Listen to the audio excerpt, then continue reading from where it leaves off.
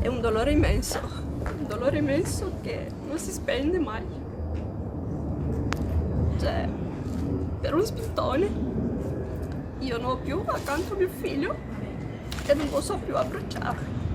Le lacrime scendono. Ioana, la mamma di Lorenzo Cristeo, ucciso a coltellate fuori dalla discoteca Baita al Lago, non si dà pace. Impossibile per lei anche solo capire perché il figlio sia morto a soli 20 anni per un litigio degenerato in rissa e poi terminato nel sangue. Ucciso per uno spintone, ripete, ed è proprio quello il motivo che avrebbe scatenato la tragedia. Il suo pensiero unico è quello per Lorenzo, che oggi lei non può più abbracciare. Lorenzo era una persona buona, cioè, Lorenzo era Lorenzo, per noi altri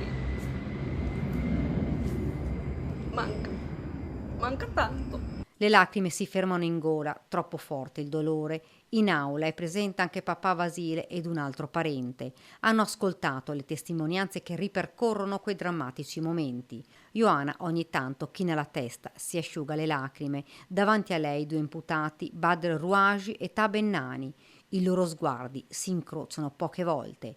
I genitori di Lorenzo chiedono giustizia, chiedono venga alla luce tutta la verità di un omicidio che forse ha davvero un motivo banale, uno spintone di troppo, uno sguardo, una parola e la rabbia di giovani che in un attimo hanno distrutto la loro vita e cancellato i sogni di un ventenne.